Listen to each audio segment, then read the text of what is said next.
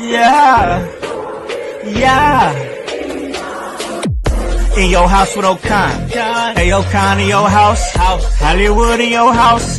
Hypocrisy's head in the clouds. Curating all kind of loud. Wrestling in front of the crowds. Paragon's holding it down. Anybody can get it. Josh Joseph standing on his decisions. He is the voice. There is no choice. We is them boys in your house making wrestling noise. Moving fast just like cruiserweight action. In your house is the perfect distraction. Rumpus in your ears when you in traction. Get this work with some wrestling action. Smoke.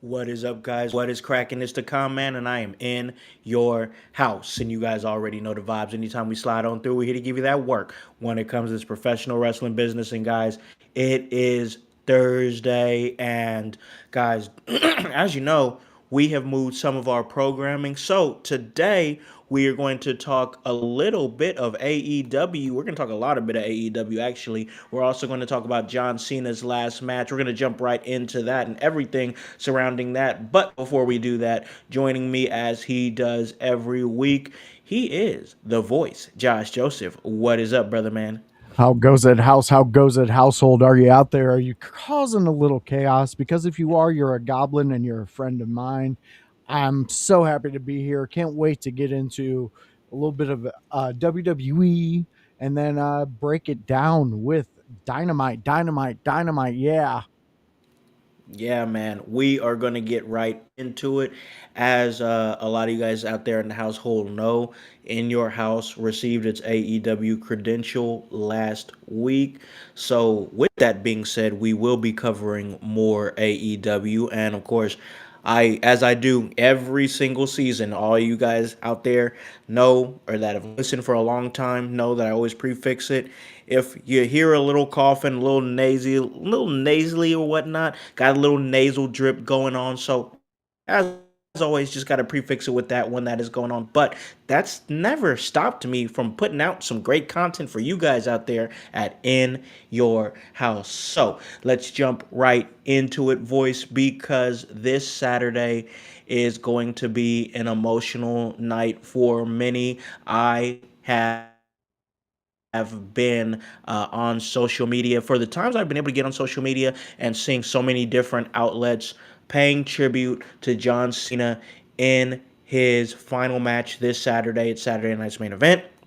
And also, I've even had people at my shoot job at work coming up to me like, "Hey, are you gonna watch John Cena's last match? Yeah, I think I'm gonna check it out."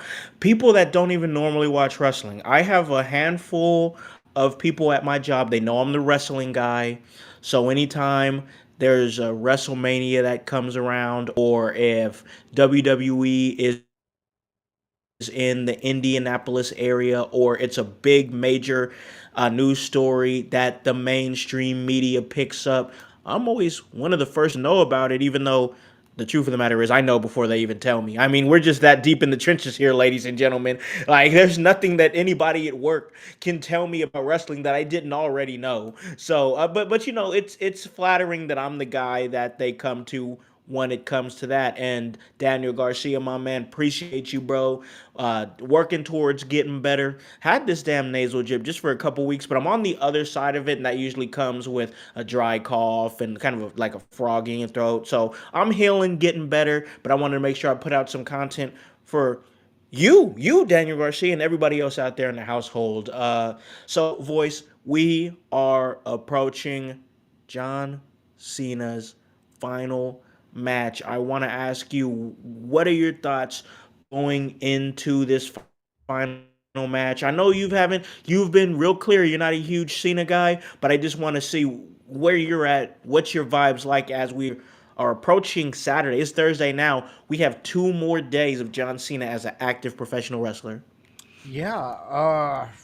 Wow, what a career, first and foremost. I mean, he's definitely a icon in the business. He's one of the biggest people to do it, to get in the squared circle and become Yeah. the empire that he is. And yes, throughout the beginning of his career, it wasn't my cup of tea.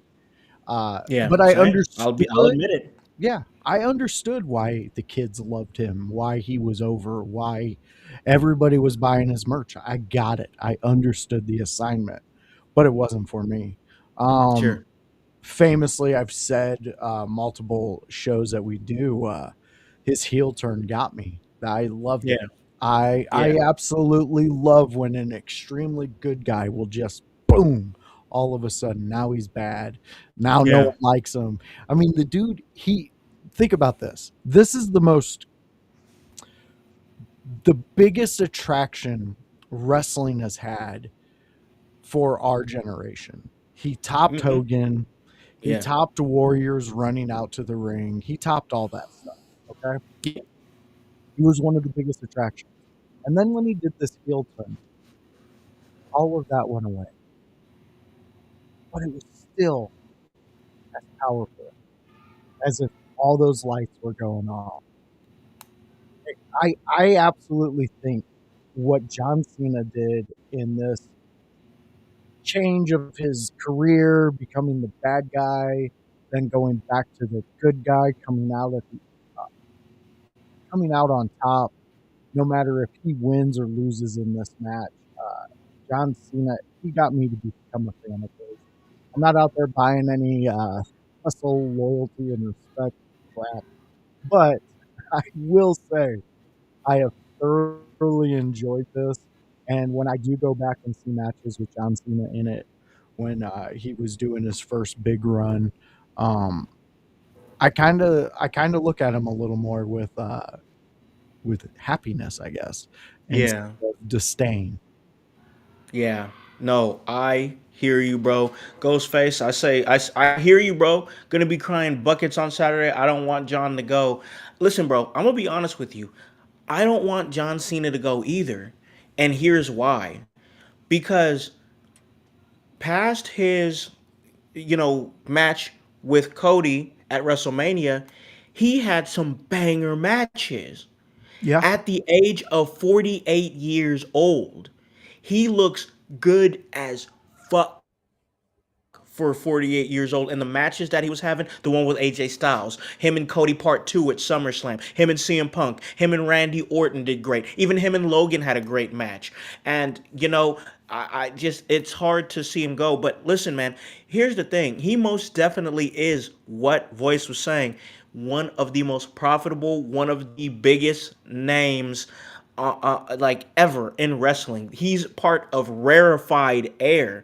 You see names like Bruno San Martino, he's in that air. You see names like Hulk Hogan, he's in that air. You see names like Roman Reigns, he's in that air. There's only a few guys that transcend professional wrestling and are a brand all on their own. Yes, you could say The Rock. Yes, you could say Steve Austin. Some might say Triple H or Undertaker. But remember, guys, remember, when those men came in, they were part of that nucleus of amazing talent. They all had each other to lean on. Rock had Stone Cold, Triple H had Stone Cold, and sometimes The Rock. Undertaker was in that mix. You know what I'm saying? So many different elements that came in that mix. Bruno San Martino, Hulk Hogan, Roman Reigns, and John Cena stand alone. Those are men that stand alone and saved wrestling at a time where if it wasn't, I know we talk about Hulk Hogan, I get it. I'm talking about facts here. Hulk Hogan, if we did not have Hulk Hogan, wrestling might not even have been a thing anymore. no, It might have just been this niche thing that maybe you see, you know what I'm saying? Like partially like if you go to like maybe the bar a few blocks down the road or maybe the bingo hall, whatnot. Much respect to Tito Santana, but no, he's not in that conversation. We're talking about rarefied air, guys that saved wrestling, that made money at a time where they really needed to make money. John Cena did it. He was at a time where professional wrestling, specifically WWE, shot themselves in the foot by not investing in younger talent, not investing in younger stars, and coasting on their names that were aging. And this was in 2008, 2009, 2010 until NXT came in and they took it seriously. You know what I'm saying? John Cena was the cash cow of that time. Bruno San Martino started all this stuff off. He was the cash cow of his time. Hulk Hogan was the cash cow of his time. John Cena's the cash cow of his time. Roman Reigns came when, let's face it, pandemic wrestling was not that great to watch. Oh, It it's wasn't that boring. exciting, but he came in and pulled and helped to pull the company out of the pandemic and contributed to one of the greatest title runs, one of the most profitable storylines ever with the Bloodline storyline. This isn't my opinion. These are facts. John Cena is most definitely in that rarefied air, and there's not many like him. Although I think that his goal in this tournament and through the last match, the card that he has under him, is to find who that next guy is. I completely agree with you. And another thing I thoroughly enjoyed about this retirement tour was what happened earlier this week. John Cena went and sat down with Joe Rogan, and Yeah, I heard about that. he got to be real. He got to be himself. You got to hear him, joke about things. You got to hear him go in depth. You also got to hear him explain his side of the whole Taiwan incident. And, so for me, I see what you're saying about the transcending. Like, we only have so many rare people. And honestly, uh, there's a small window in there where I think in the Hogan era, Sting can also be thrown in there Sting because was like my first favorite wrestler. okay, so you can go with me on this. He also was the first WCW out of the ordinary good old boy wrestler they were trying to uh, cookie cut over there. So Sting was this Right. wild beach boy who was just out there just causing havoc and just being the stinger. And then all of a sudden he's out for a year and we get Crow Sting. I Which would I changed the trajectory of his career. exactly, but he was a huge draw for WCW. Oh yeah, He was their absolutely. cash cow for years, even before Crow Sting. You throw him in with Ric Flair back in the day, bleach blonde hair, Sting running Yeah. around with that neon face paint, neon pants.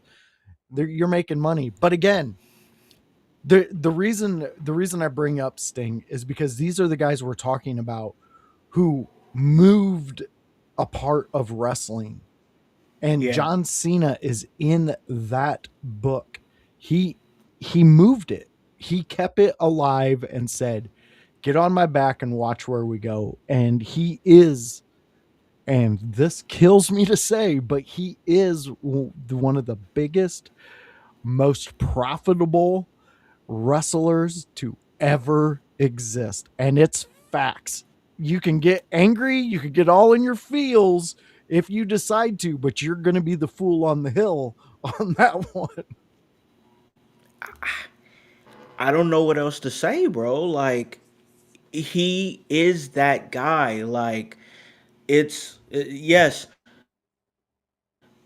in some ways, I like that Sting was the Michael Jordan of WCW. Thank you for that, Daniel Garcia. He That's a was. really good point, and I agree with it. Sting was one of one, still is one of one. But John Cena is in a crop of talent in rarefied air. And, I listened to him on CVV, and you know what? Okay, so we all criticized the match at WrestleMania against Cody. Terrible match, right? Yeah. Not great. Definitely compared Horrible. compared to the match that he had with Cody. Yeah, yeah. Compared to the match he had with Cody at SummerSlam, just terrible. Just okay. So here's I'm not giving him an out for that match. That match was a bad match. We all know it. It was a bad match. But I understand his logic behind it. And when I listened to him, I was like, I see where you were going with it. It just was a miss. Yeah, Because the reason that the reason that he said that the match was as slow and boring as it was is because I he said, I'm playing a heel.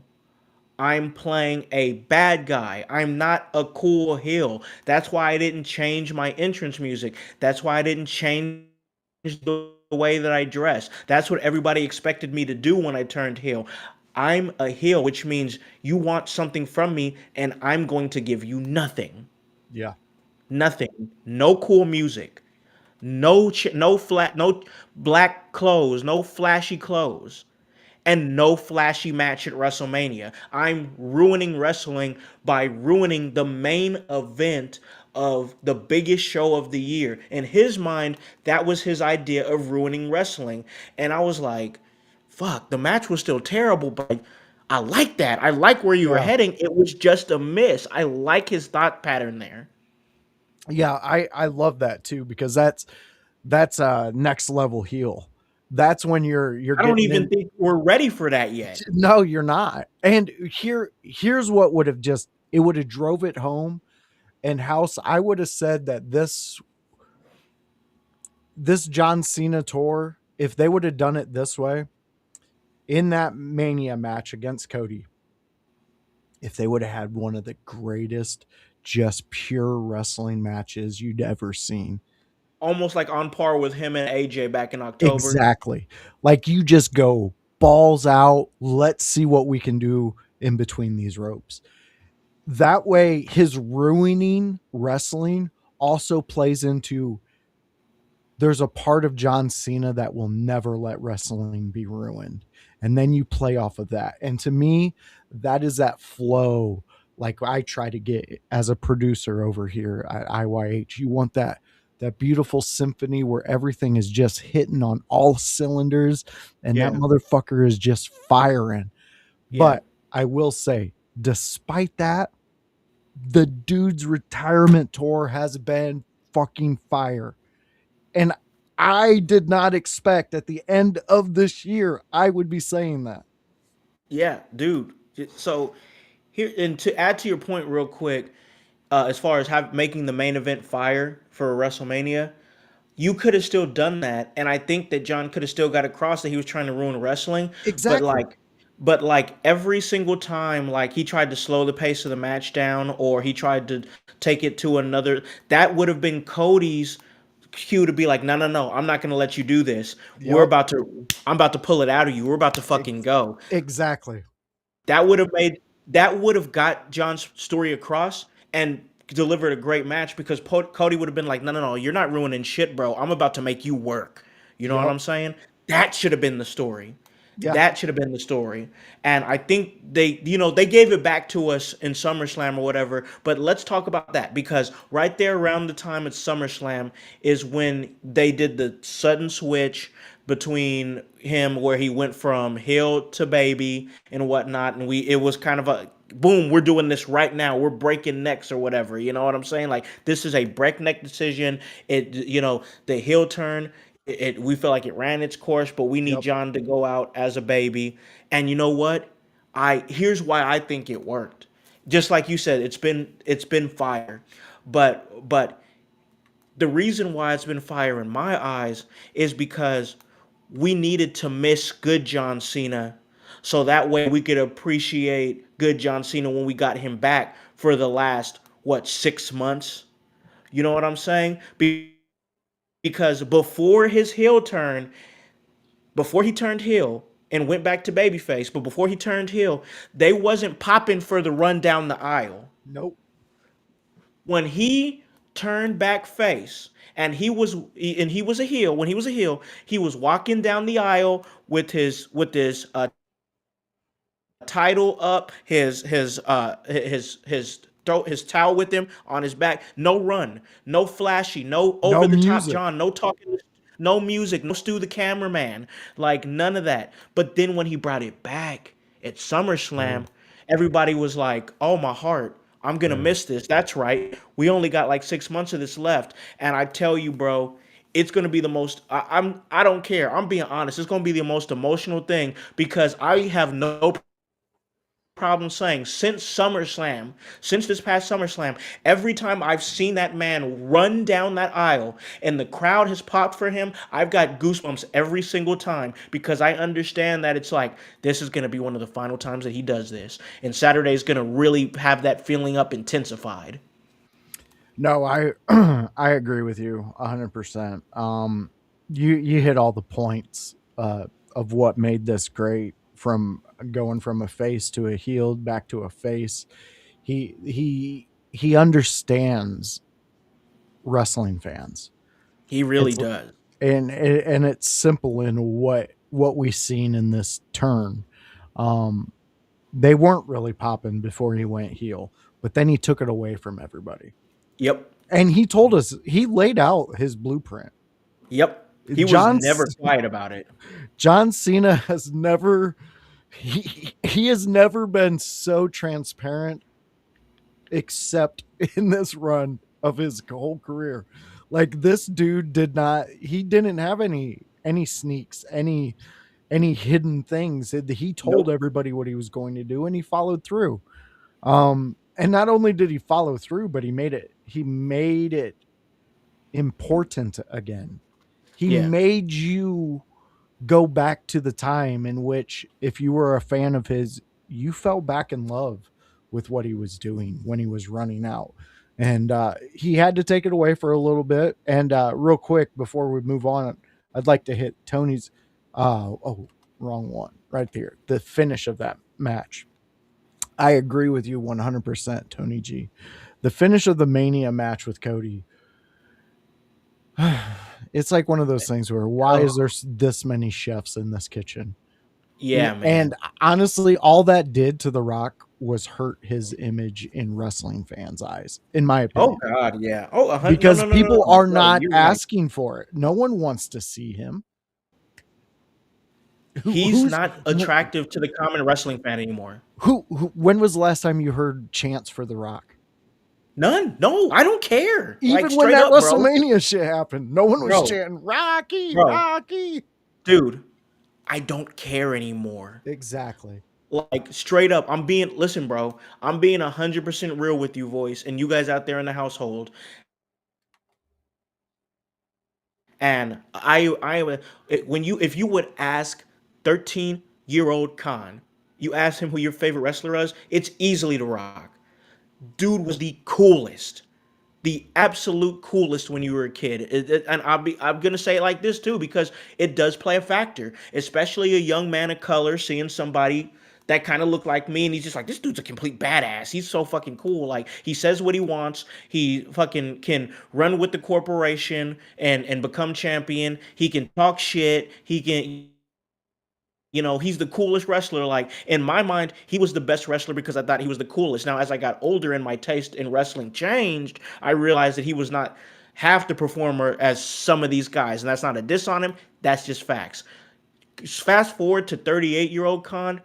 I don't care if Dwayne Johnson walks in a WWE arena ever again. Yeah. Ever again. Do I know it's a possibility? Yes, I do, because I know he's in that TKO group. But bro, like the last few times in the last couple of years that I've seen The Rock, I'm gonna say this, and maybe this will catch the wrong ear or whatever. I don't know, but in my eyes, The Rock has lost touch so much. Oh He yeah, has he lost has. touch so much with wrestling. He is so in tune with what he's doing, trying to get his movie. He's making a hard push for this. Oh, what is it? The movie that he did, the Breaking Machine or whatever it is, where he played Mark Kerr and UFC. It's the thing. Listen, bro, Nick. I'm not saying the dude's not entertaining. I'm saying the dude goes into business for himself and he doesn't add to the show. He adds Yep. nothing to the show. He hijacks the show. He makes it all about him. And I get it. He's a huge star. Get it. I totally get it. Definitely not saying the dude's not entertaining. That would be an absolute lie to say that he's not entertaining. I'm just saying that he's lost touch with wrestling fans. Exactly. And I'm with you on that 100%. And that WrestleMania moment showed it because who if you're a wrestler out there and you're hearing this, and if it's like you're listening to it tomorrow, I would love you to comment and give your opinion on this. Hell, I'll even give you a moment on any of my shows to come in and talk this. Wrestling, the greatest moments in wrestling are based on what the wrestlers feel at that moment in the ring, feeding off the energy. Am I wrong, House? No. They have this weird way that they can yes and things. We seen it with The Rock. Him and Oh yeah. Hollywood Hogan had a yes and moment where the entire crowd changed who they Everything were changed. cheering, and it was epic. So you're telling me the man, the Brahma Bull, the Hollywood star that is The Rock, and the wrestling god he was, you're telling me that in that moment during John Cena versus Cody Rhodes at WrestleMania, in his natural being of a wrestler, he felt the moment he should go out there. Because if he says yes, he's a fucking liar and he did it for himself. We all know that because it ruined the whole storyline. We had it in our comments. The ending of that match is what made it horrible. And that was from OG Tony. OG Tony knows what the fuck he's talking about because he still One do of the his show? smartest wrestling fans I know. Yeah, Yep, he does. exactly. He's Shout out to in the Gonzo game. Wrestling, Gonzo Sports Room. Go check them out because he understands. If you want to get your down to the earth take on shit, go watch him. Go see OG Tony because you're gonna get it. It's a And he pure watches fandom. all wrestling. He watches Exactly. all wrestling. Exactly. So I'm with you. I'm just like you don't need to be out there ever again. Sure. Yeah, and like you even have like Ribshot in there. He's saying people don't give enough credit for him reinventing himself. Man, I have listen. I love it. I've struck a nerve with the chat here with this whole rock take, but I'm standing on it, y'all. He did reinvent himself in the final boss. Listen, when he first came back years ago, and he surprised everybody. He surprised with his return. It was on SmackDown, and he was doing the uh the normal shtick. You know what I'm saying? The millions and Mhm. if you smell blah, blah, blah, blah. And I'm like, dude, like we want to see a new version of you. We want to see something different. Like like having that version of The Rock from 1999 in this day and age didn't feel right because like I felt like back in 1999 he had more of a chip on his shoulder. He was starting to ascend in the business and it felt different. But now it feels like, bro, we know you're one of the most recognizable talents uh, uh, in the world, whether it be wrestling, but more prominently acting. And now you're entering the business world. You're pushing for the Smashing Machine to try to get awards. You're making a campaign for that. Totally get it. Not hating on any of that. Guy's entertaining. Definitely can change himself. When he did change to the final boss, I was like, this is perfect. This is you leaning into the fact that you're a freaking billionaire, dude. Like you pretty much own the company. You can do what you want to do. You're leaning into that instead of trying to make us believe you're this fun-loving, perfect, cleaned up version of yourself. And it had good potential. When he beat Cody's ass in the rain with that belt, started whipping that Dude, boy and whatnot, that was cinema. that was All right, perfect. that was cinema. All right, it was cinema. So don't come to me saying that I'm not a rock fan or that I'm hating on the rock or whatever. I'm keeping it real in my eyes. With him, I'm like, dude, I just wanted to see something different in a different era. And he brought that. But then it just got to a point where it was like, bro, where are you going with this? And then he hard pulled out after because there was a hint at Bad Blood, the Bad Blood pay-per-view the last October. And he did the whole three thing or whatever, the countdown, and then Yep. and then we were like, what is that? What does that mean? And then we knew nothing. We saw nothing. up until he came back in Elimination Chamber. Then he did the whole countdown and the throat thing, and that's when John Cena turned. And we were like, and here's the thing, here's the other thing where you guys might be mad at me about this. Let's talk about it. I love the fact that you guys are coming at me. Let's go. I love it. But here's the thing, Rock. He tried to make it seem like this was all part of the plan. This is part of the plan. The whole countdown in October and the whole John Cena thing, this was all part of the plan. This was not part of no plan. You just strung us along to make it part of a plan, to make it seem like it was part of a plan, so he can be like, oh, yeah, I got you guys the whole time. This has been a work the whole time. No, bro, you've been flying off the seat of your pants. And then when Smashing Machine had some success and Travis Scott realized, oh, wrestling's hard, it was just his opportunity to pull out. So Rock's super talented, one of the most recognizable stars in the world, but I just don't think people are vibing with him in the wrestling universe right now. Yeah, and again, I'm going to go back to what we talked about pre-show.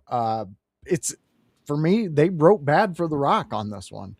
Like, I understand he's pretty much can do whatever the hell he wants backstage, run around. I mean, the dude's He got, could do what he wants, yeah, whatever he wants. he can do whatever he wants, but I have a hard time believing that he doesn't listen to good ideas. That is like really far from my, because look at him. He's built Yeah. an empire. He's had to have people, publicists and things like that. He's He's smart, dude. he's so good at what he does with businesses, even Yeah. wrestling. The dude is phenomenal in wrestling, on a mic, on the screen, doing whatever.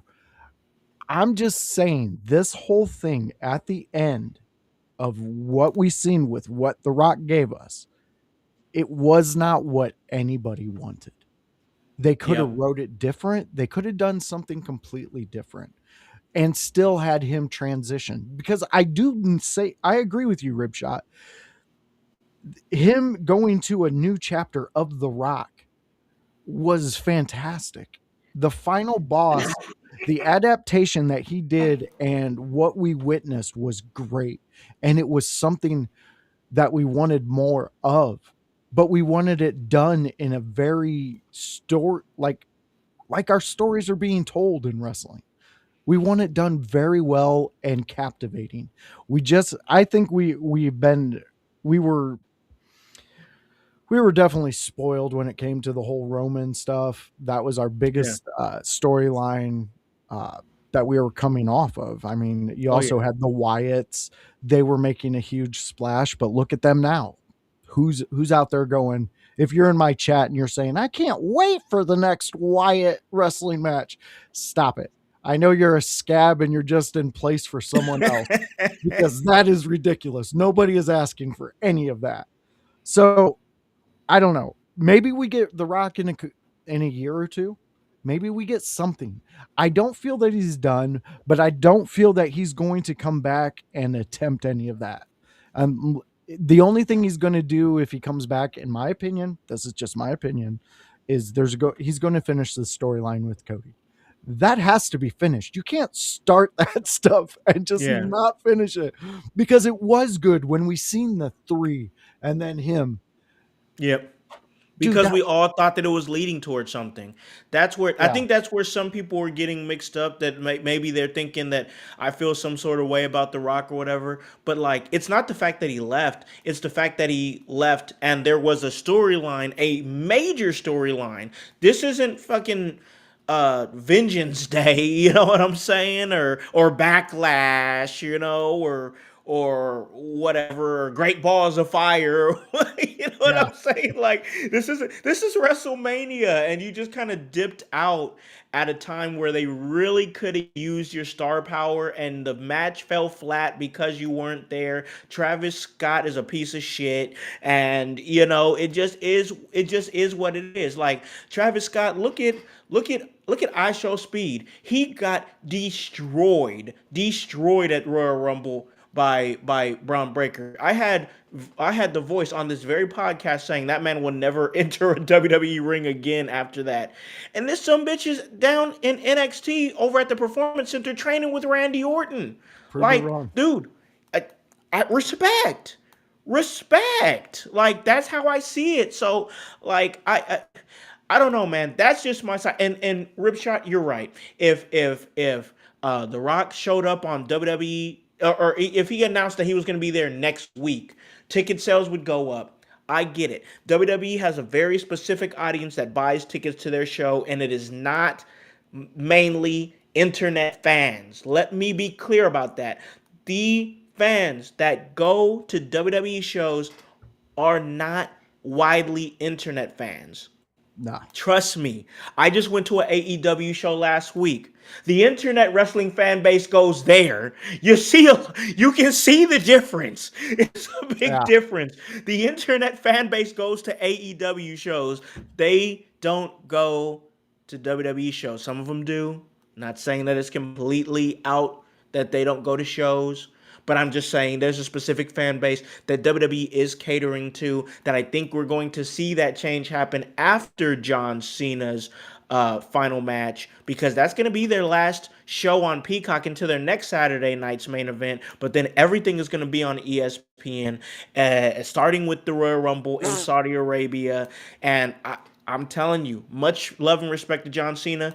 I'm going to thoroughly enjoy his final match this Saturday. But as I've said on many shows leading up to this Saturday, I do truly believe that WWE is going to see a dip in viewership past John Cena's final match.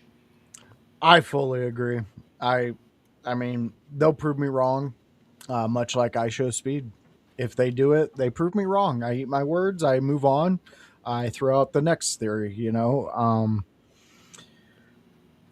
I just it's getting kind of weird because in the reality of what John Cena said, the what we know as wrestling is actually dying with him leaving. It is. Isn't that I weird? mean, it's almost like he's a fucking sorcerer and he's just coming back and talking to us and letting us know these things. Yeah. Um, Daniel Garcia, agree with you. That's why they definitely showcased the Wyatts in a bloody massacre backstage, and then after that, they turned into the tickle monsters who live under your bed, and they come out when mom and dad aren't home, and just to give you a little scare, and you hug your little teddy Just bear, tickle your toes. just Tickle tickle your the toes toes. if your feet are out from the cover, they come from under the cover and just tickle your toes. Yeah, the Wyatts have turned into the pussyfoots of the WWE. I'm not scared of them. They're jagoffs right now. Hopefully they get better because I'm not entertained. Bro, I keep forgetting they have the tag titles. I, I I keep think forgetting they have the WWE does.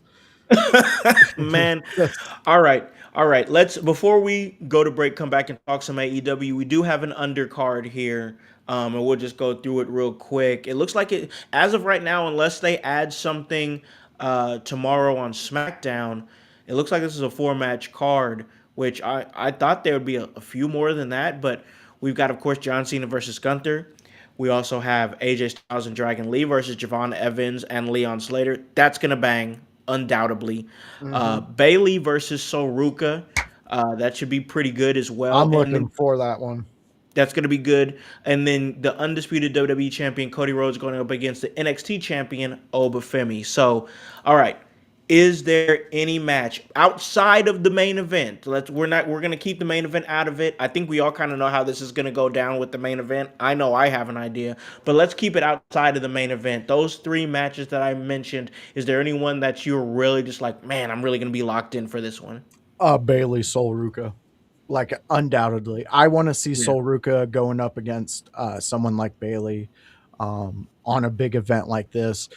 I mean, it's not WrestleMania, but It's a great opportunity. Yeah, I mean, it's So Ruka being on John Cena's final match card is a huge honor. Huge exactly honor. that rub right there is exactly what Roxanne and her name's Raquel. escaping Raquel.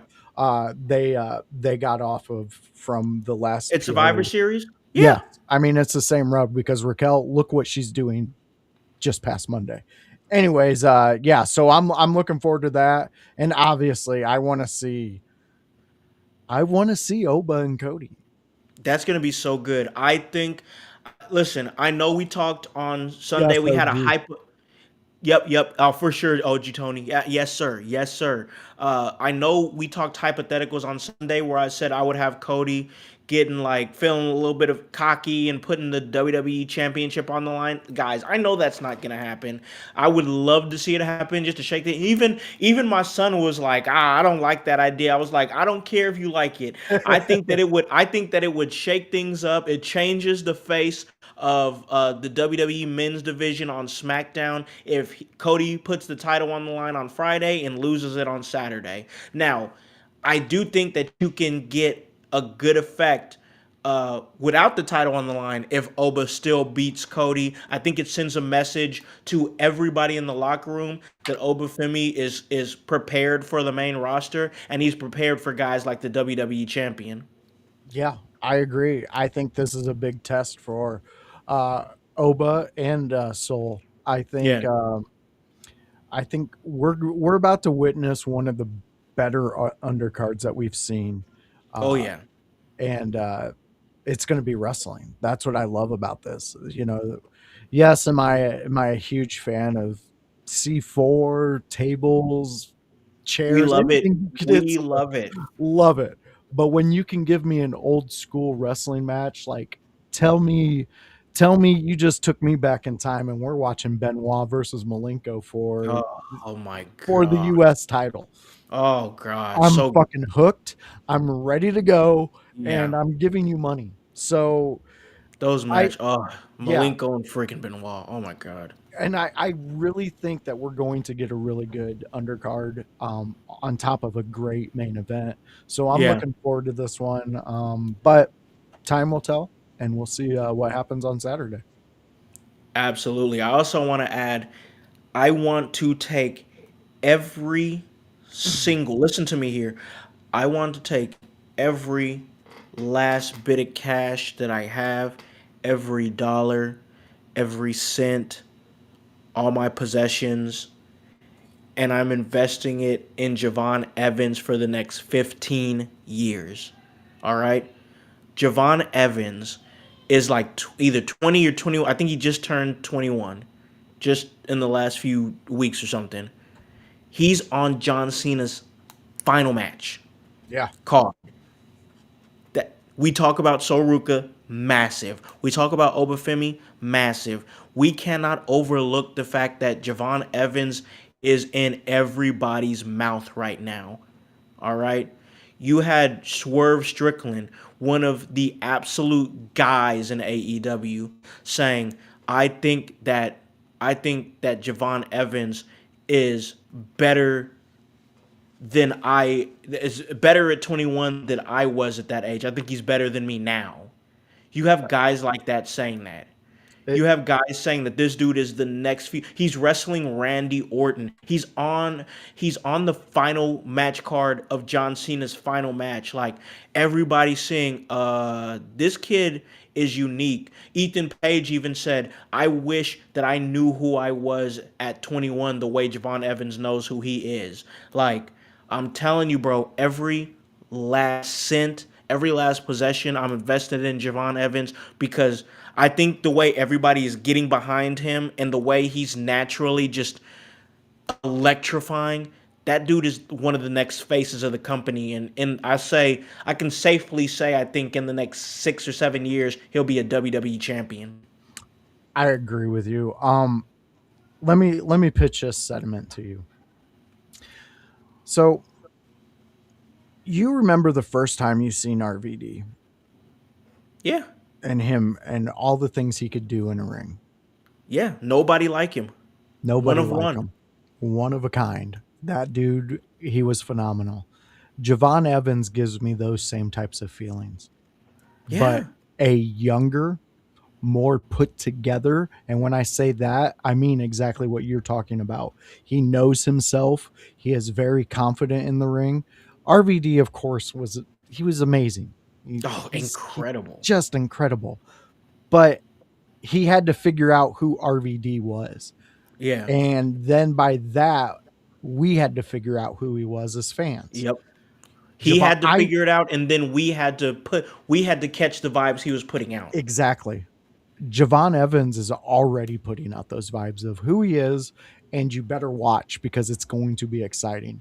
That's what I love. That's where I think it's a great bet. He's Bitcoin right now. House is putting a Yeah, little bit money in because that stock is just gonna it's gonna ba. go up. Yep. Exactly. And he's the best thing he has on his side right now is time. Oh God, yeah. So So much time. I'm Yeah. looking forward to this card specifically. It's gonna be so good, man. And I like what you said about him, like as far as comparing him to RVD. I agree with that. I also see some shades of Jeff Hardy in there too, Yeah. and here's why. You remember when Jeff came out? He had like the long like hot topic jeans and the things on his arms or whatever and the colored hair, and he was just Jeff Hardy spoke to a generation. Yeah.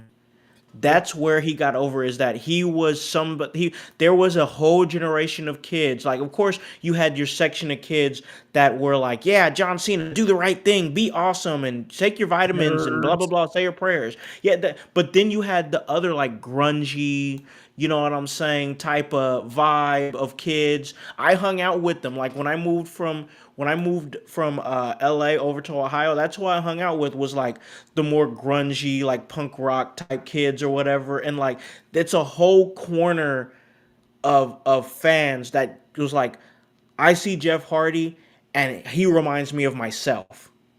You know what I'm saying? No, I He do. he talks the way I talk. He dresses the way I dress. You know what I'm saying? He listens to the music I like to listen to.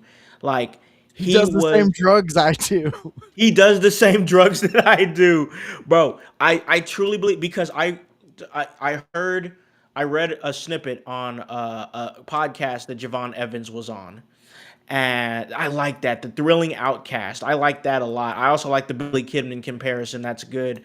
But he was saying the biggest thing that he was working on was trying to get his promos across, because people don't. He talks like a 20-year-old kid. And I guess like he was like, I don't know how to get them across because I people don't understand the way that I talk. And my mindset was this. I'm like, bro, don't change a thing. There's a certain way that he talks that kids feel. You know what I'm saying? He uses certain vernacular. Like, is there some things I think he can clean up? For sure, absolutely. Always room to improve. But don't change the way, like the specific way that you talk, because No. your vernacular speaks to a generation. You know what I'm saying? I And know that's what I exactly. see with him. Yeah, and I'm there with you. And here's another thing. If you ever hear this, Javon, that take this to heart. The fans that truly like you, that are out of that age, that understand what you're saying, they will seek out to understand what you're saying. Yep. So Yeah, they that sure is will. you bringing them in. So Yep. keep doing what you're doing. You're phenomenal. House hit every single mark with you. He speaks to how kids are nowadays. Like, and here's the thing, he's still a kid himself. Like, I don't even think that I don't even feel like my brain fully developed until I was like 26, bro. Like, My straight brain's up. still not there. Same. But like, I just love the fact that he uses certain vernacular things that kids say, that I've heard my son say, that I've Yeah. heard his friends say, and it's not like vulgar or anything like that. It's just No. how kids talk. It's Yeah. just how kids talk nowadays, and like it. Don't change that. He speaks to that generation. And I love what you said. He can pull people who don't understand what he's saying. If they like him enough, they'll seek it out. Like, don't change it. Yeah. I like what he's doing. Yeah. I don't know what else to say on him. Yeah, no, I I feel can't you, wait bro. for his next moment.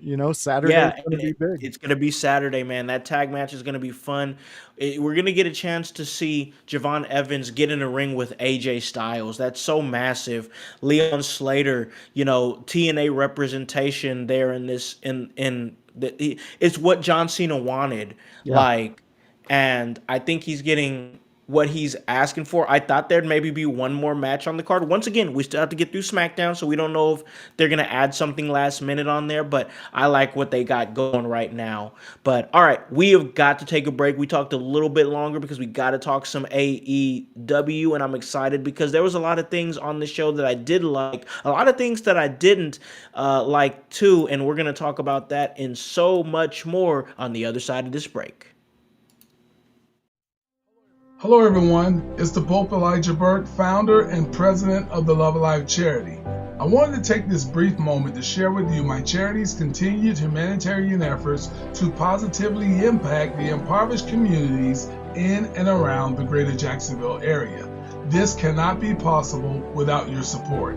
If you'd be so kind, please take a moment to visit our website, love-alive.org, to learn more about the charity and its mission.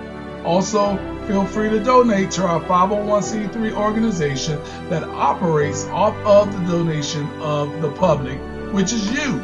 Whether that be by website or via Cash App, $1 help makes a difference in the lives of others as we continue to positively influence many people by being the change that we wish to see in the world. Welcome to the Brainbuster T-shirt website where your favorite podcast team in your house lives. Look at all these fantastic options you have. If you want that sweet hype, we got it. You wanna be divinely designed at yours. Have you lost your voice? We have all that voice merch for you. Are you just a part of the household? We got that too. Brainbuster Tees is where IYH live.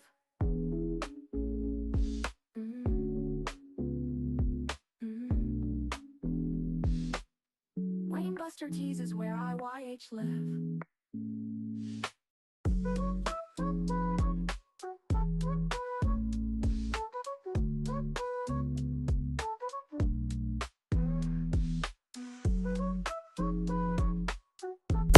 In your house with O'Con. Hey, O'Con, in your house. Hollywood. Emerge faithful for coming out to Emerge 91 Blood and Bone. Since 2019, I have been the executive producer of the In Your House podcast.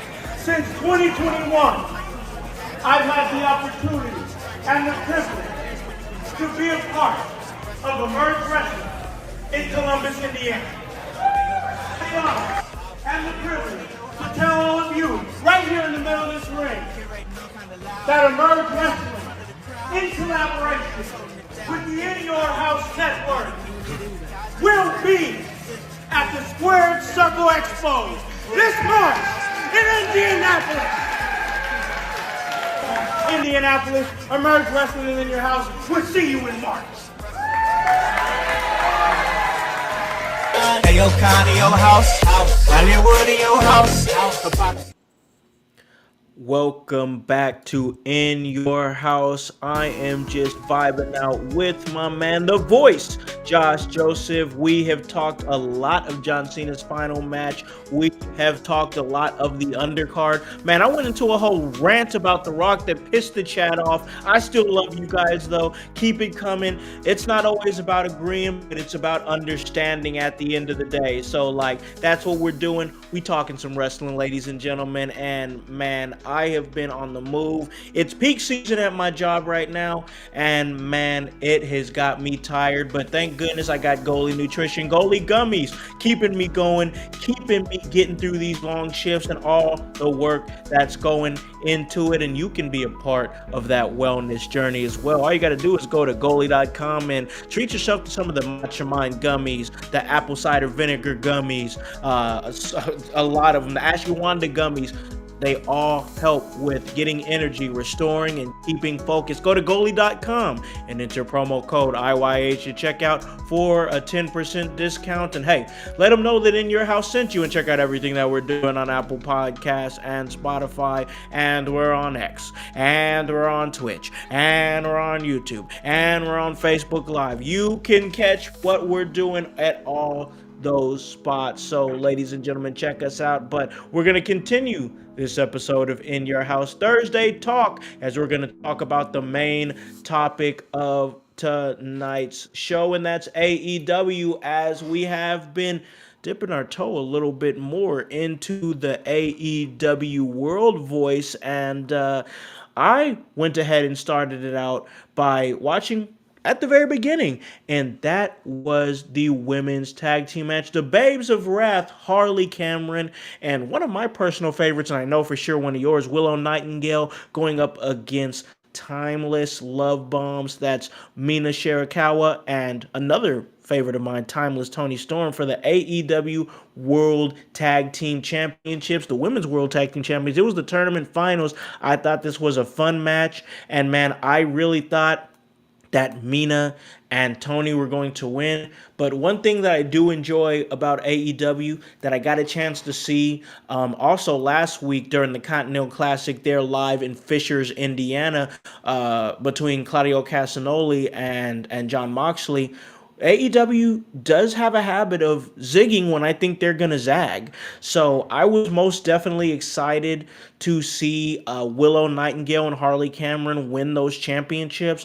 And especially Willow Nightingale, who I think that we've talked about a lot on the show, even when we weren't watching a lot of AEW, but we love her work and love what she brings to the table. It's really nice to see that she's etched herself in the history books of AEW by becoming a first time ever women's tag team champion. Yeah, totally agree. Really, the Willow Willow was one of my first favorite female wrestlers over at AEW. Sure, yeah. There's something about her. I I I like the way she is in a ring. I like the way she presents in a promos and things like that. I think she's great. I think there's a lot of potential there. Size alone. I mean, for me, she's a more well-rounded Nia Jax. Ooh, I like that. She's got those moments where you could see if she decided to, she could take over the women's division. Yeah. And nobody's going to be like, yeah, that's not right. You could understand it. You could see it. Does she still have work to do? Of course, everyone does Everyone. until you reach that pinnacle peak. But I love where they went with this one. The match itself was great. Fun match. You know what I really like about AEW's women's wrestling is the pace of their matches. I Yeah. love how they pace their matches. It's on par with like a mid cards men's match. What Yeah. we've gotten used to, what we kind of fell in love with. They do a really good job with that. Are there some spots where it kind of dilutes it? Yes. Um, but a lot of that is fun wrestling to me, like where you have Tony play to the crowd sometimes. Tony Storm sometimes, I love her, absolutely adore what she's doing in the ring. I love the character, I love everything she's doing, but I have noticed that there are some moments when she does play to the crowd, it kind of takes a little energy out of what's happening in the ring. Yeah. It's not all the Yeah. time, it's not all the time, it's just very so often it happens. um the holiday match, I think the Dynamite before, Yes. I Yes. noticed it quite a bit in that one. She But I mean, peacocks a lot, bro. She peacocks a lot. but in that match, that holiday Falls Count Anywhere match, whatever they were doing, it was like hardcore. She should play like that. You know what I mean? Like For sure. that type I of think character like works well. For sure, I think it does. I like. She's in rarefied air to me with Penta when it comes to spamming celebrations, like when you play WWE 2K or No Mercy or something, Yeah. and you hit the joystick and they just do the same emotes over and over. That's what Tony Storm and Penta do to me. Like they're just like spamming emotes on WWE 2K all the time, and it's peacocking, bro. That's what they do. They peacock, and sometimes I do think it's a little bit much. Yeah. And I mean, all all in all though, 80% of the time I'm enjoying everything about a Tony Storm match. Oh, Um, absolutely, yeah, I think she's fantastic, and these women that were with her were in this match were fantastic too. Um, it makes me want to dive uh, more into this Babes of Wrath. yeah. Harley, to be. Yeah, Harley Cameron is, I think, and correct me if I'm wrong. Is that the girl that had the Mercedes Monet um uh puppet, the puppet? I believe so. I think that is the I, girl. I I might be wrong on that. If I'm wrong, I'm wrong. But I think she's the one who had the puppet. And if she, once again, guys, we just kind of jumped back in Blood and Guts, so please give us a little bit of grace. We're just getting back into it. But if that is the girl who did the Mercedes Monet puppet, brilliant. And I Yeah. love the dynamic of her and Willow. Willow is, like you said, like she wrestles the way that we want Nia Jax to wrestle, which is with a little bit of pace. Like she's, I don't know.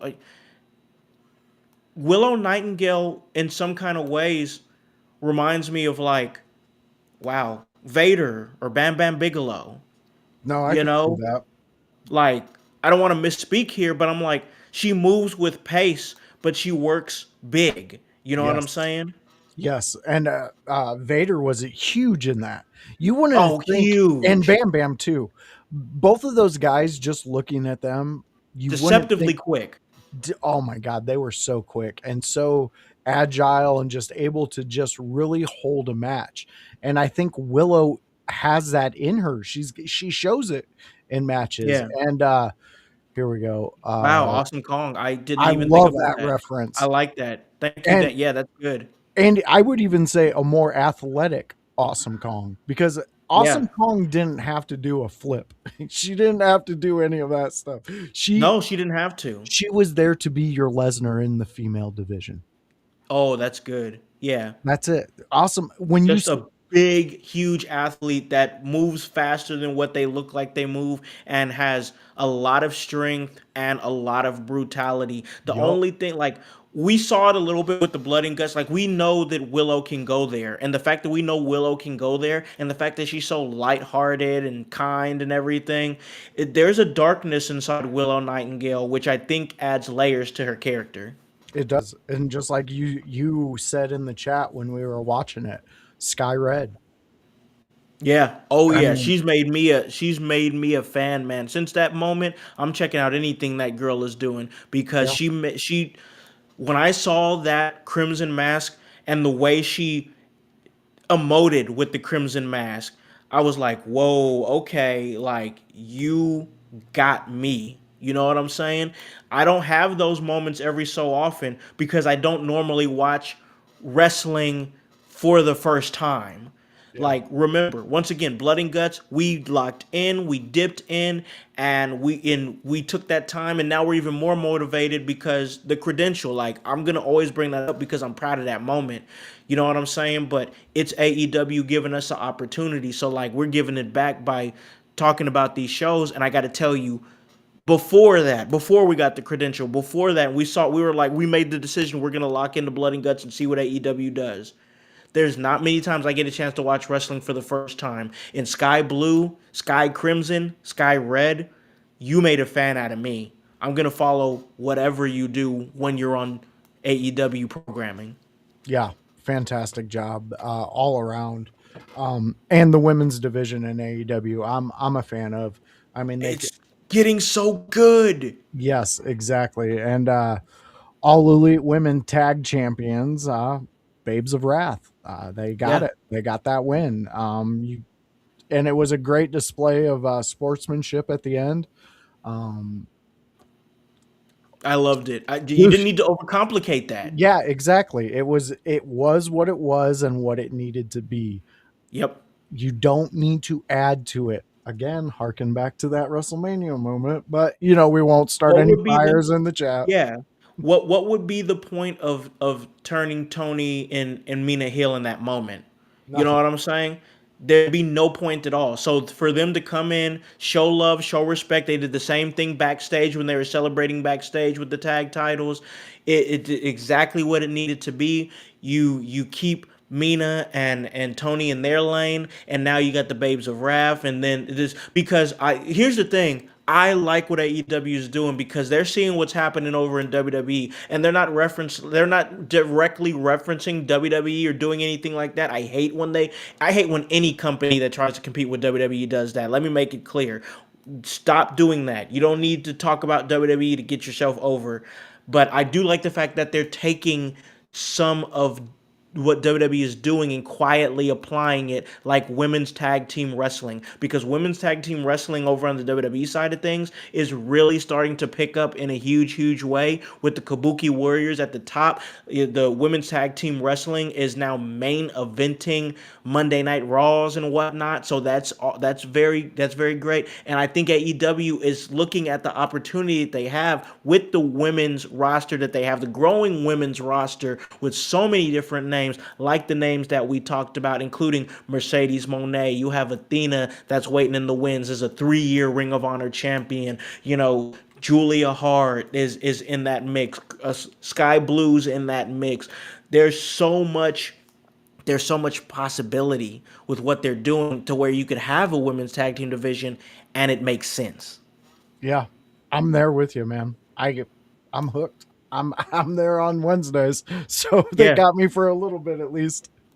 for sure, for sure. So I talked about how Sky Red made me a huge fan of what she's doing just from that one moment. Let me Yeah, tell you about somebody who's made me a huge fan over an accumulation of watching this guy and what he does in his development. And that's Kyle Fletcher, man, the proto star. This dude's making me a fan, bro. Like, he's one of those guys that I'm looking for when I'm like, when I see his name on the card and he's about to wrestle. This is the second week in a row where I was like, ooh, Kyle Fletcher's wrestling who? That's about to bang. You know what I'm saying? Last week it was Kevin Knight. And that match banged. I got to watch it live in Fishers, Indiana. And then this week it was Speedball Mike Bailey. And they fucking banged, bro. Like, I'm still having to adjust my brain to what AEW does compared to what WWE does on their weekly shows, because WWE's very light with, like, they might have some banger matches every now and again, but they keep it kind of tight with the storytelling and maybe 10 to 12 with a decent match or whatever. AEW be going balls to the wall in their matches, and we got a chance to really see that with Speedball Bailey and Kyle Fletcher. Kyle Fletcher up in the Continental Classic. I love the fact that they have their own mid-season tournament, kind of like soccer, kind of like NBA has with the NBA Cup that's going on right now. They have their own mid-season tournament. I love it. I think it keeps things interesting. The point system, I'm starting to really understand everything. But man, once again, one AEW. I think they gonna zig. They zag. And they had Speedball Bailey pick up the 3 points up against Kyle Fletcher. I like the fact that they'll zag. I like the fact that they'll zag. It keeps you on your toes. I don't think you need to do it all the time, but it does keep you on your toes when you think that the up guy, the guy that is for sure going to win, for sure, in a different universe, let me put it like that, on a Monday Night Raw, if you put a Jay Uso up against a let's see, Grayson Waller on a Monday Night Raw, of course Jay Uso is gonna beat Grayson Waller. But on AEW, you could put somebody like Speedball Bailey up against somebody with the trajectory of Kyle Fletcher, and Speedball Bailey can and did pick up a victory. The match was great. I enjoyed it. Kyle Fletcher is really getting a fan in me. What were your thoughts? Kyle Fletcher, he's amazing. I mean, the dude, he's another young talent who just, I mean, the fact that this kid can move the way he moves in a ring, um, with that body type, Kyle Fletcher, Yeah. the dude makes me think of uh like a young Chavo, Ooh, wow. but Okay. Everybody fit. says Randy with him because of the build, but I like I get this. it. I get the build, but I'm thinking more like in ring trying to make an impact, and Yeah. not not just trying but executing it. Yeah. You're here. You're talking about Kyle Fletcher. Why not? I mean, the dude can move in a ring. He's He can. he's He's he's great. phenomenal. And Speedball, he's good too. I hear I hear people talk really good about him. I haven't seen him enough.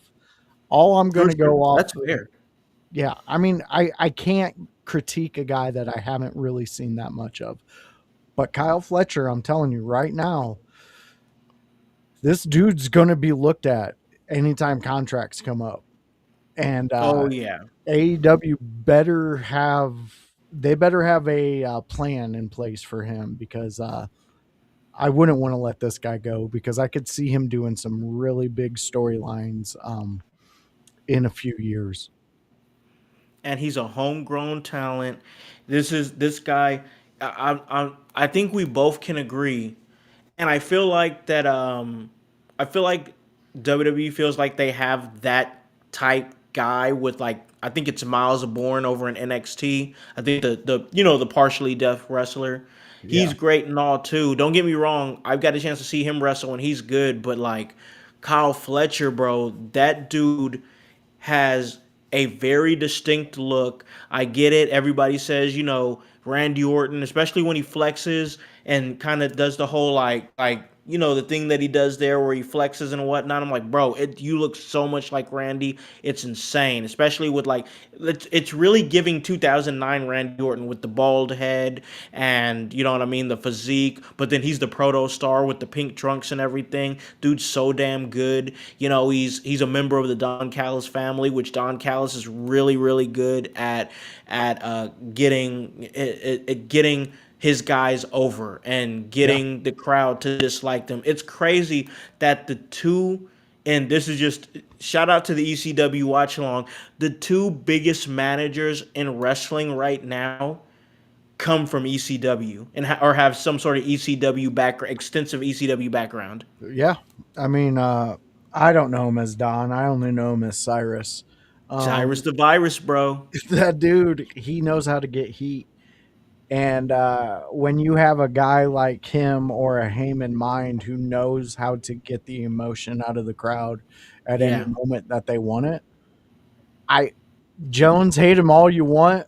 Just say all the things you say in the chat.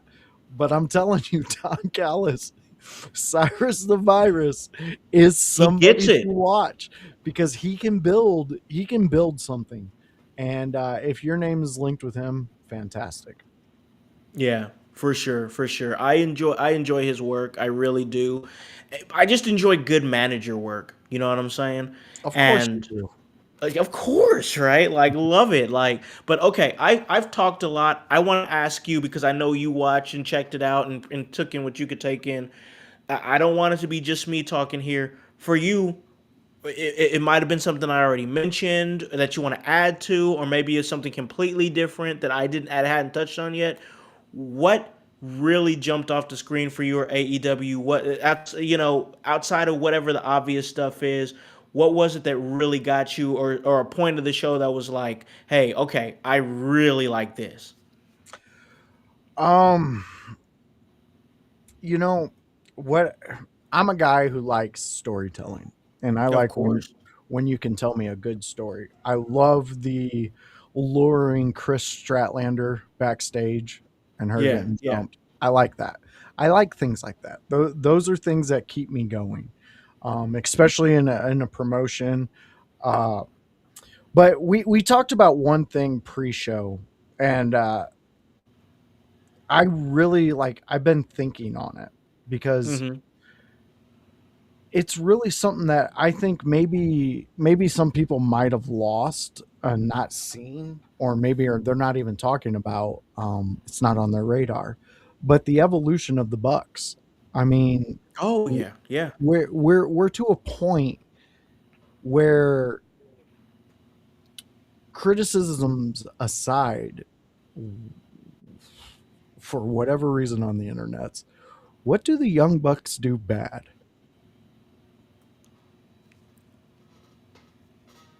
They're I telling mean, they're telling a great story with the Don Callis family. They're great in the ring.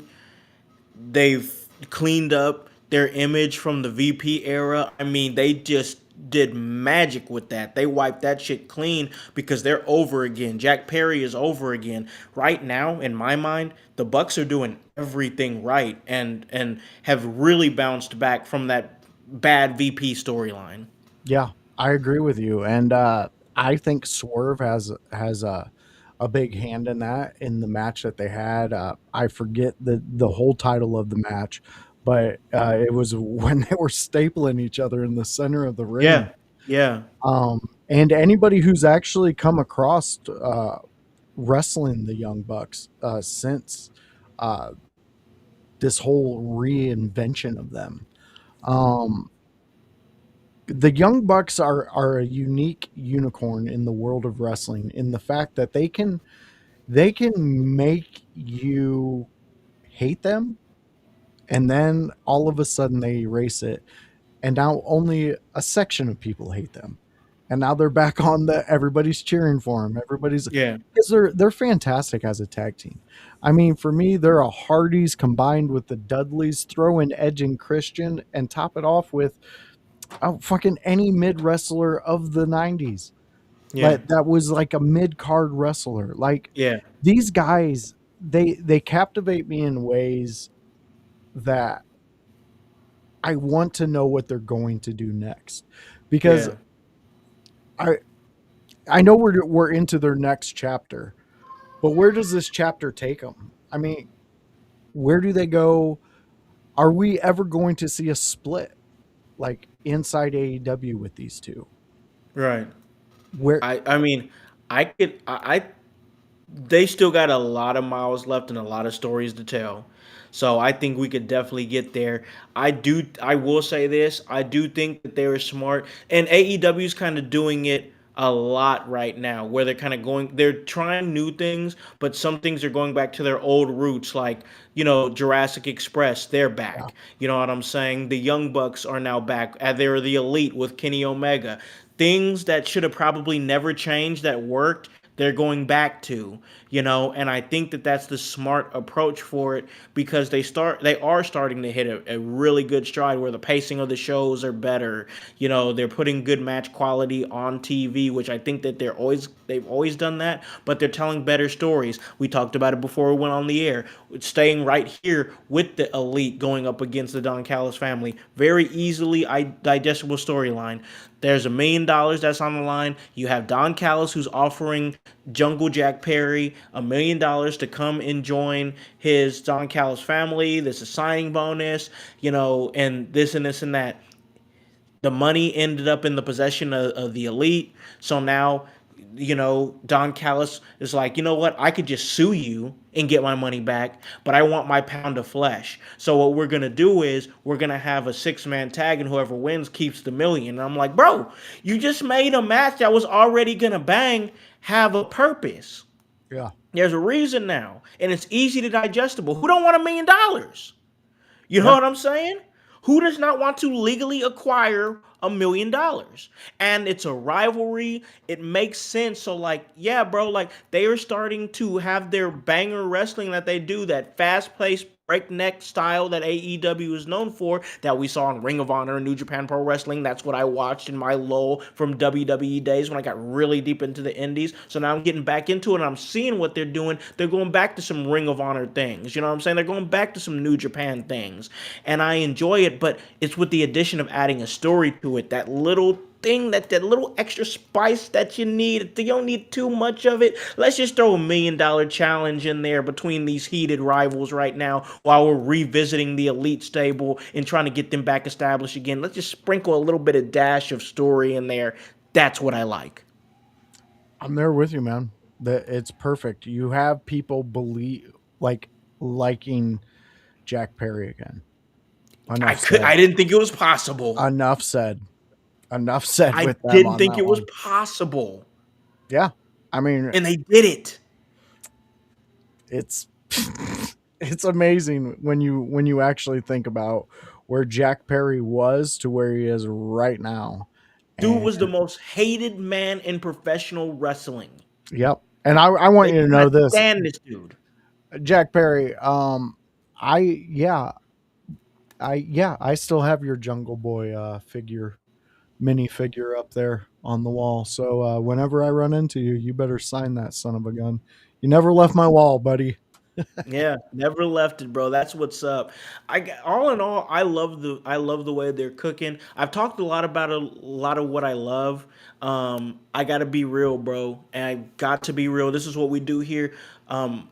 Love, the work that we're gonna be doing with AEW and whatnot. But this is what we do and we honestly critique things. Loved the show. Thought it was a great show. Bro, I don't want to see Eddie Kingston in another main event again. Again. Listen, I know I might run into Eddie Kingston in March and I'm gonna have to stand on business. You know what I'm saying? I don't hate you, Eddie. Like, it's not like that or whatever. I just think that like the promo was a little low key corny. Like I was just like I was like, oh, like you ever had just be like you look at something like this and you're Yeah. like kind of cringe face, you know what I'm saying? Like, bro, like what are you talking about? Like, oh, this is, this might be the only time again that I ever win the championship and have a chance at the championship. And shout out, to it's the 50-year anniversary of the GOAT, Terry Funk. And I got it. I hope I make you proud. And I'm like, bro, just go out there and wrestle, bro. Like, stop, like I don't know, it came off as cringy to me, and then it kind of took the air out of the room even more when he got choked out and passed out to Samoa Joe. So it's like, Mm. bro, like I don't you're not listen, I know that the point was that you needed to make me believe that there was a chance you were going to win that match, and shout out to AEW for having an AEW championship match on television. You know what I'm saying? That's great. I enjoy that. Never Eddie Kingston again, please. We've passed that period. I don't want to see him with that belt. You know what I'm saying? Like I don't want to see him with that belt. And bro, if I see you at the expo, it's all love, bro. I'm gonna show love because I understand who Eddie Kingston is and the weight that he carries, especially in the indie wrestling community. But bro, AEW champion, nah, I'm good on that. Good. Yeah, I mean, you ain't got to twist my arm on agreeing with you with this one. I don't understand why he was in the middle of this, anyways. Um, I've I haven't found an Eddie Kingston match that I like. I'm sorry. I understand there's people who love him. They agree with him. They like his energy. But I've heard that energy before. You can find it at any jail. You can find it on any street. You can find like that. Dude's got a big heart. I'll give it to him. He's got a huge heart and no and he carries his emotions on his sleeve. That's all great and everything. I don't need him as my AEW champion. No, I don't either. I mean, him on a mic is worse than nails on a chalkboard for me. Sometimes it comes off as whiny, bro. Like Dude, it's like throwing a bag of 15 kittens in a river. That's what it's like when Eddie Kingston's on a mic for me. I can't, like, I get it.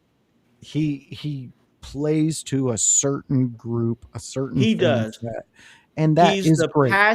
He's the passionate, emotional New York street tough who goes off of his emotions. He wears his heart on his sleeve. I get the character, bro. I get the character. Trust me. I've run into cats like Eddie Kingston. Like there is a specific person that he relates to, and I've met people like that, and they are really amazing people, street hardened people who wear their heart on their sleeve, and you know what I'm saying, they're all heart and whatnot. I've met those people. Some of those people I've met are amazing people. It don't play like, especially when he does it all the time. It's like when Cody was talking about his dad and he cried every single time. Like, bro, we don't need you to cry every single promo. And that's what it feels like with Eddie Kingston. It seems like he's crying almost every promo. That's what he does. That's that New York energy that has grown so great in this fucking country.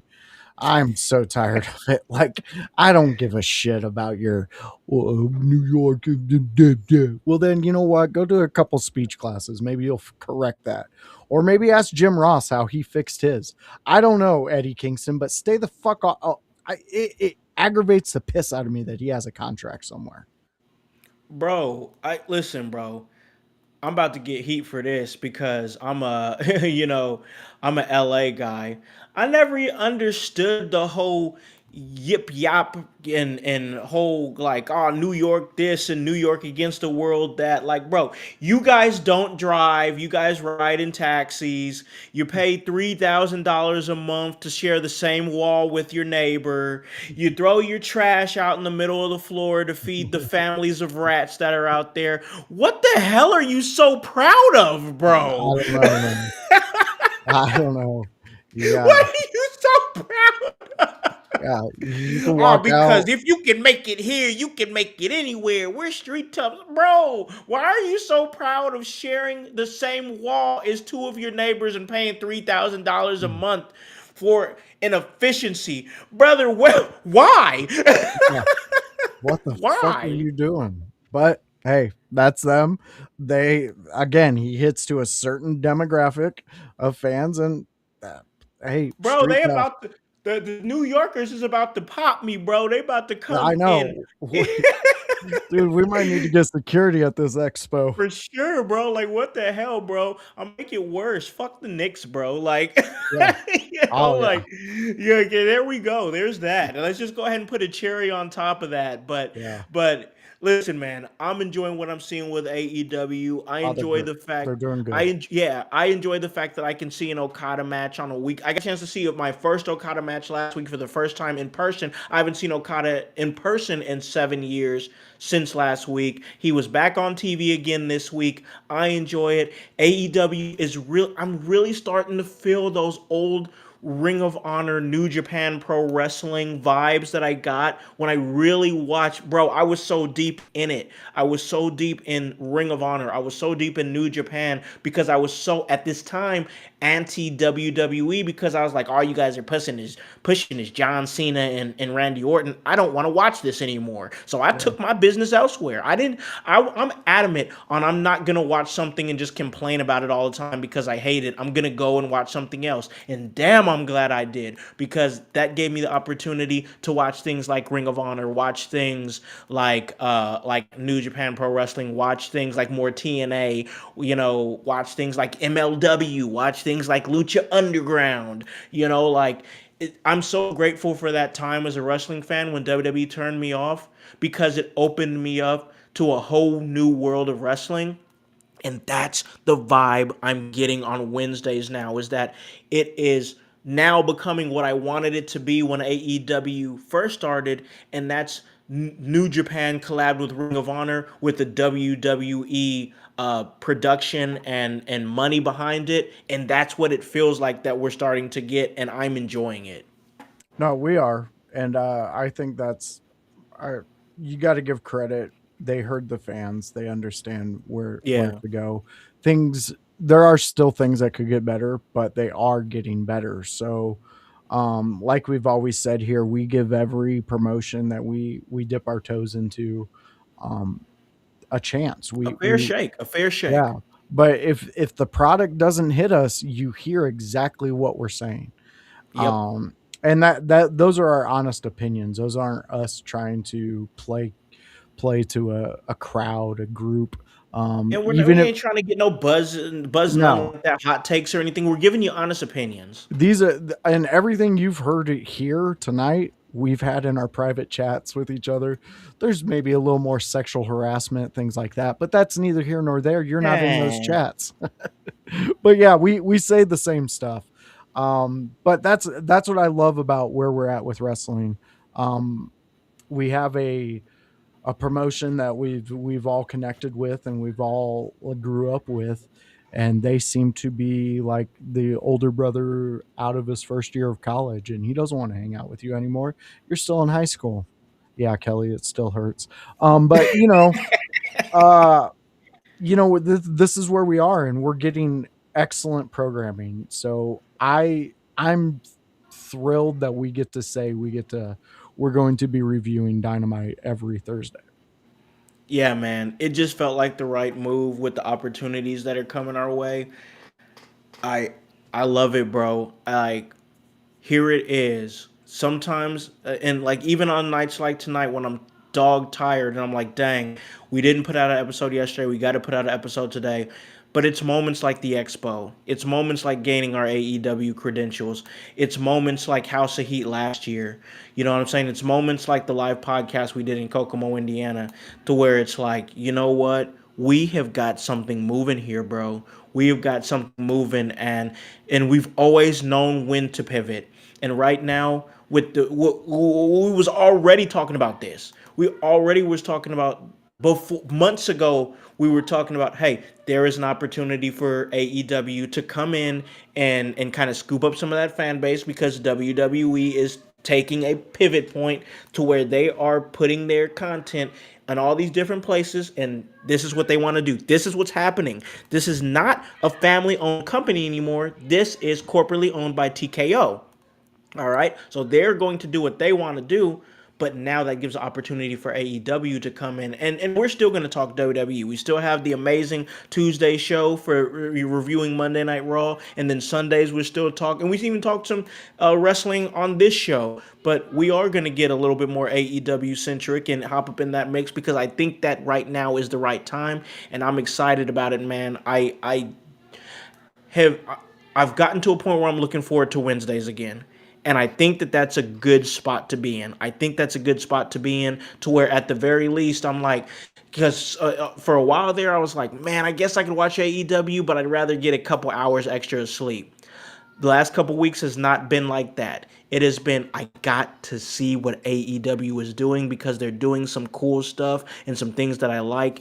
And that is a great sign. That's what they call a spark. And a spark could turn into something huge. And I want In Your House to be on the ground floor of that. And I think that we will be.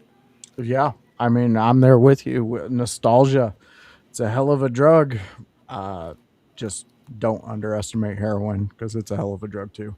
But yeah, Ask we're, Andy Dick. we're yeah.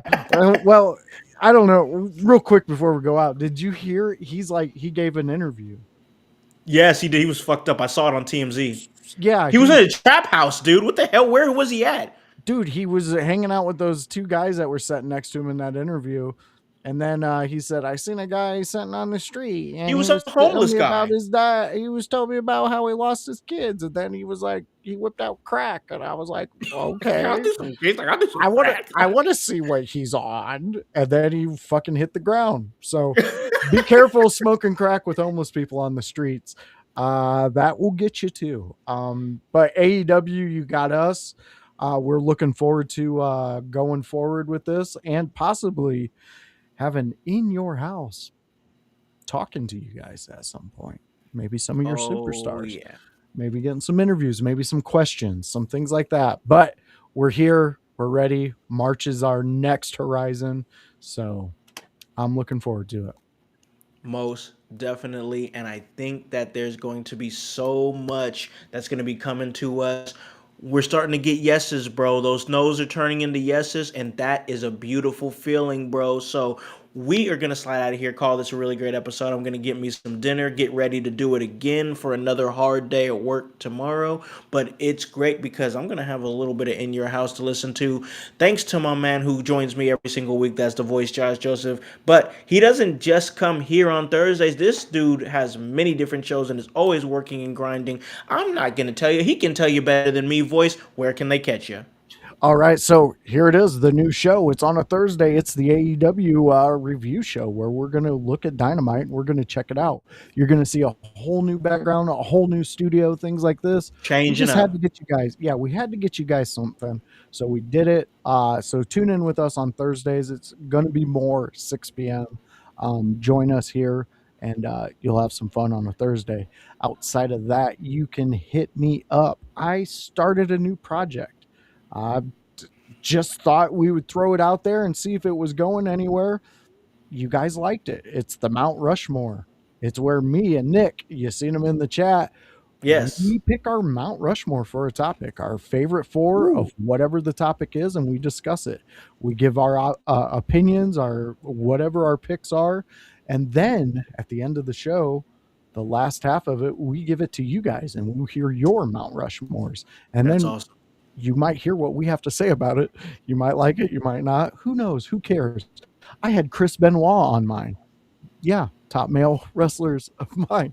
It started some conversations, but join us. That is going to be at, I'm pretty sure, 6 p.m. on Mondays. Outside of that is the Tuesday Raw review show where me and Kevin Calloway, he's my host. He's also a Chaos Goblin.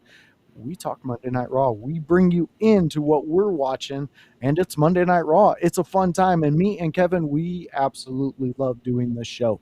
We cannot wait for more discussions to happen. Last week, you guys hit us with a lot that you had to say, and we loved every moment of it. Daniel Garcia, you are a true superstar of IYH, of the household. Love that guy. We always appreciate you joining in. OG Tony, you're always a great fan. Nick, you're always in there too. So guys, keep joining us. The conversation's only going to get bigger. Wednesdays, we're switching it up to the ECW watch along. That's where you can see our violence. That's where you can see the Fires, the Bloods, the Dudleys, anybody. Big Dick Dudley, he's always there. You can come and be a part of it. The next time we hit live with that, we are looking at Mikey Whipwreck and Tajiri, not as a tag team, but as individuals in a four-way dance. I swear you will know the fourth guy once you see him, and I want you to know him because the third guy's Nunzio, and we always have a great time with Nunzio. Oh, I love Nunzio. So fans, come join us for that, and always be on the lookout. Click us, subscribe to us, because we're always dropping stuff. Be a subscriber of the Window Lickers. You'll catch some crazy shit over there too. But hang out with us, man. We love this interaction, and March is coming. Get your tickets. General admissions, the only ones left. I did see that you can buy them in packages, so you can buy one general admission, the other one, and you can pick them up.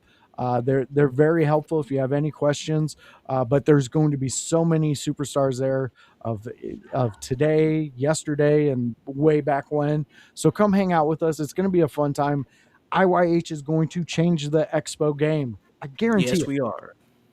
Oh, yes. It's going to be a great time with many great talents. They just announced Scarlett and Karrion Kross. We saw that come across. That's going to be awesome. Hopefully we can get a few words from Karrion Kross and Scarlett on In Your House. That would be great. I'm proud of what we're doing. Once again, I know I've said this, and I have to say this again. December is always a hard time for me as far as my shoot job. So I'm going to give you guys as much episodes as I possibly can, but I also have to try to preserve myself as well. I felt obligated, especially with this new AEW show that we're wanting to do, and us getting in the mix with them, and hopefully this grows and we can have a developing relationship with AEW to a point where we can get some of their talent on the show. That's my goal here. This is what I'm working towards. I felt obligated to do this show, and plus AEW Dynamite was just a good episode, so I wanted to talk about it with my guy here, but I will let you know, once again, give me just a little bit of grace until January, and then boom, we're jumping on this thing back hard again. And if things are moving the way I think they were moving, we're going to get a little bit more interactive, maybe a possibility of some more live watch-alongs that we can do. I got a lot of plans, guys, that's circulating up in my head here, especially, once again, we're getting some yeses, y'all, and when I get some yeses, my brain starts working. So I'm proud of everything that we're doing here at In Your House and everything that's on the horizon. And guys, hey, that's part of the work. And it's HOWSE, and the W stands for work. So, for the voice, Josh Joseph, and the whole team here at In Your House, my name is Alakon the Concept House, here to remind you to tell a friend to tell a friend to tell a friend to hop on this bandwagon. Get on or get gone, because the household is still going mighty strong. You guys have a great day and a great rest of your week. Peace. Yeah. In your house with O'Con. Hey, O'Con in your house. Hollywood in your house. Hypocrisy's head in the clouds. Curating all kind of loud. Wrestling in front of the crowds. Paragon's holding it down. Anybody can get it. Josh Joseph standing on his decisions. He is the voice. There is no choice. We is them boys in your house making wrestling noise. Moving fast just like cruiserweight action. In your house is the perfect distraction. Pumpers in your ears when you in traction. Get this work with some wrestling action. Whoa.